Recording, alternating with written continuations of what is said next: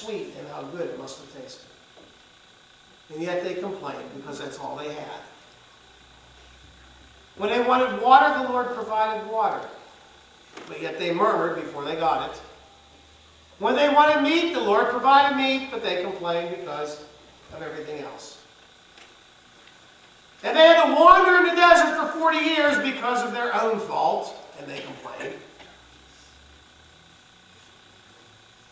And all they did was whine. And down through the ages, it seems that many places in God's Word we find that people were disheartened by things. And I thought to myself over the past week that even in today's society, we work beside people, we live beside people, we have people in our own families that they are just not happy with anything. Even in a world where we have almost every modern convenience you can think of, people still find things to complain about. I get up in the morning and I go to work.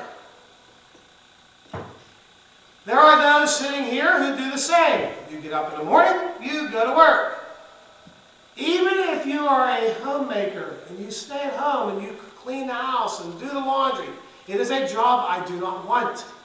I've seen my wife's job. I don't want my wife's job. She works harder than I do sometimes. Being a housewife and a mom is not easy. But do you want to know something? Moms are some of the people that complain the least. And sometimes they get the worst jobs.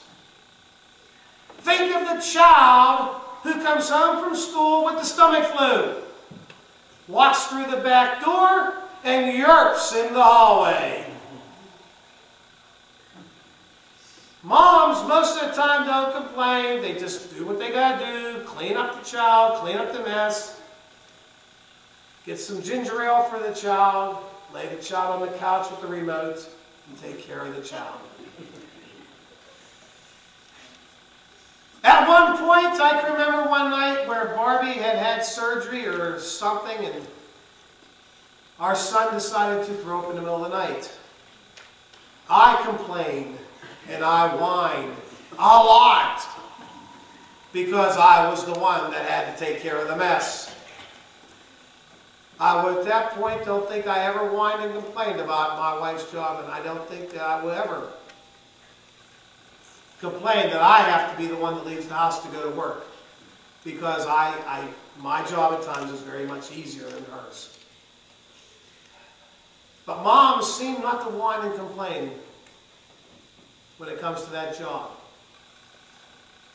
And I thought to myself, even inside the walls of the church,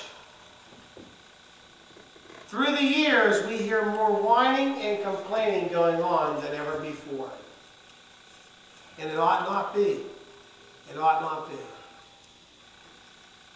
Philippians 2:14 says, "Do all things without murmuring and complaining."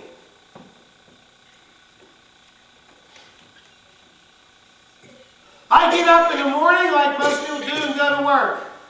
I am thankful that the Lord has provided me a job to take care of my family.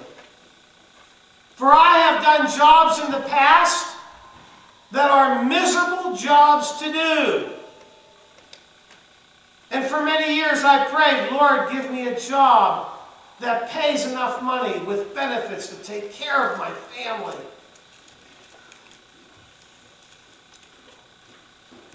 And the Lord provided me a good job. And I don't want to complain about it. So I get up in the morning and I go to work. And I try not to whine as I'm there. Although I do at times. This morning I looked though at people in the church across this country. And Barbie and I have had a chance to visit many churches and hang around many Christian people. And sometimes the worst complainers are Christian people. Doesn't it seem that way at times? have work nights, and I've seen work days for camp work days and church work days and community work days, and it brings people out. But when I was a kid, we would have work days at camp or at church, and men and women would come together, and they would work in harmony, and they would do the jobs that needed done, no matter how nasty they were. And as children, I don't remember complaining and whining about doing work. They just joined together, and there was laughter and happiness as they worked together. It was almost like they loved work days because it gave them a chance to visit with people they didn't see very often from other areas. But in churches across this country today, when you advertise a work day, the first thing you hear is, "Oh man, I gotta be there Saturday morning and Sunday morning? Are you serious?"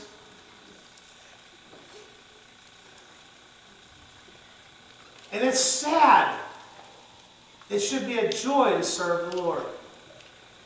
Part of serving the Lord, and part of that joy means we need to take care of the property that God's given us, and not whine when things need done around the place. But sadly, too, I have known people that have told me we didn't have padded pews in our church. So the church bought cushions for the pews. And at least one person whined they weren't comfy enough, and another person whined because they were wrong color.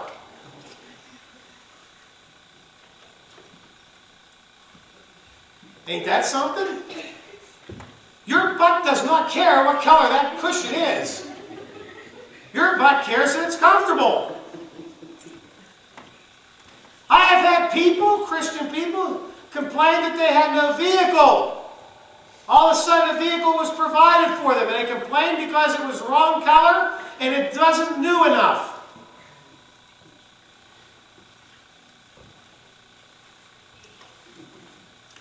There are those out there who will get together for fellowship dinners.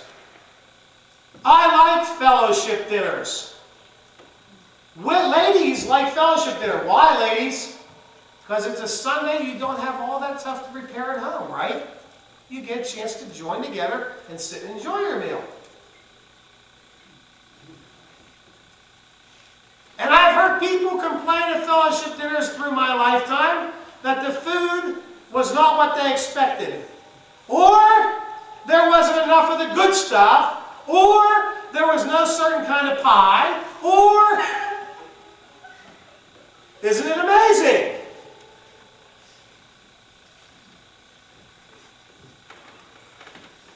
I have seen people complain that the weather's too hot, the weather's too cold, the weather's too wet, the weather's too dry.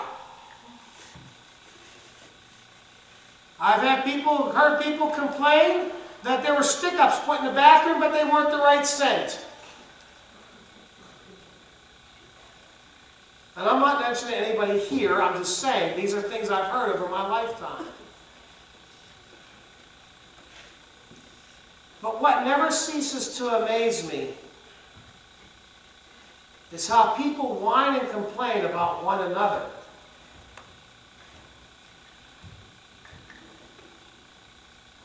And the world hears it, folks. As Christian people, as those of us who are born again, we should be showing loving and kindness and compassion to other Christians.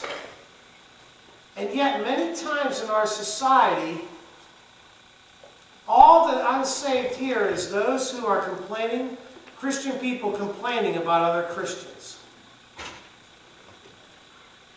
And let me tell you something, it becomes more and more prevalent as the years go on. When I was a child, I had grandparents and parents that served on church boards or different positions in the church. And when it came time to discuss church business with each other,